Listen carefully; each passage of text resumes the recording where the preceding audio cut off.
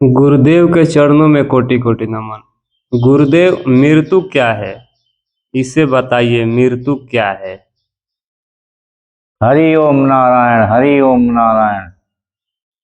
सवाल आप बड़ा तरीके से कर रहे हैं। अभी आपने पूछा जीवन क्या है, उसके बारे में मैं बताया यथाशक्ति। अभी आप पूछ रहे हैं कि मृत्यु क्या है। तो बंधु, जो मैं अभी अभी बता गया हूं कि जीवन क्या है, उसमें अद्वैत का भाव छिपा हुआ है। मृत्यु में भी अद्वैत का भाव है, लेकिन वो अंधकार है, वो प्रकाश नहीं है। मृत्यु मृत्यु अगर ना हो तो जन्म भी नहीं होगा। जन्म का कारण मृत्यु है और मृत्यु का कारण जन्म है। यह एक दूसरे के पूरक हैं, एक ही सिक्के के दो पहलू हैं। ये संसार से संबंध रखते हैं। जीवन में भी प्रभु है और मृत्यु में भी प्रभु है, लेकिन जो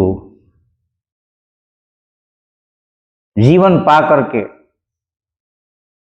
गुरु की शरण में चला जाता है, उसका जीवन धन्य हो जाता है और फिर मृत्यु में नहीं जाता है। लेकिन यह मृत्यु जो आप पूछ रहे हैं, इसका संबंध तो जड़ता से है। जन्म भी जड़ है, मृत्यु भी जड़ है। जब मरेगा तबे पैदा होगा,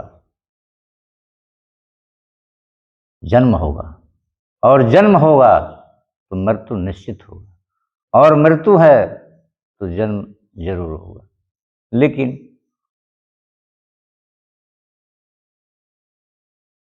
हमारे शास्त्र में जितना प्रवचन हुआ है, आगे भी जितना होगा, वो दो ध्रुव पर ही टिका हुआ है, जड़ और चेतन।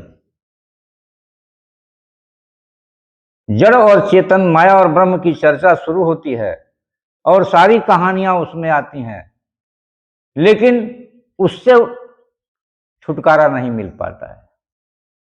जब बोलेंगे, जय बार बोलेंगे, अनेक बार बोलेंगे, तो जड़ और चेतन की ही बात आएगी। इसलिए बंधु, आप यह कभी भी मत घबराइएगा कि यह प्रसंग तो हम कई बार सुने हैं, आज भी सुन रहे हैं, हमेशा सुनना पड़ेगा। लेकिन जिस दिन आप मृत्यु से जन्म में जाकर के इस जीवन को धन्य कर देंगे, तो आप का न जन्म है, न आपका मृत्यु है, न आपके जीवन में सुख है, न आपके जीवन में दुख है, न कोई घाटा है, न कोई फायदा है। लेकिन आप चेतन, आप घाटे में भी हैं। अगर न हो तो घाटे का अनुभव नहीं होगा, और प्रभु चेतन, आप फायदे में भी हैं। फायदा, अगर मैं चेतन अगर न हो तो फायदे का अनुभव नहीं होगा। यानी कहने का अभिप्राय है कि आप यह द्वैत जो प्रकृति बनी हुई है, दिन रात, जीवन मृत्यु, सुख दुख, प्रभु आप उसमें समान रूप से हैं। आपके होने से ही सुख और दुख का अनुभव होता है, लाभ हानि का अनुभव होता है, अपने पराये का अनुभव होता है।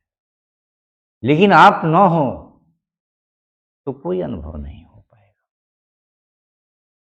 तो मृत्यु धन्य है, मृत्यु धन्य है कि उससे मानव जीवन मिल जाता है। अगर मृत्यु न हो तो मानव जीवन नहीं मिल पाएगा। लेकिन वह मृत्यु धन्य नहीं है जिस मृत्यु के आने के बाद 84 लाख योनियों में हमको जन्म लेना पड़ा।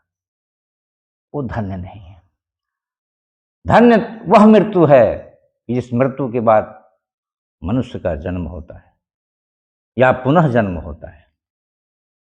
हरि ओम नारायण, हरि ओम।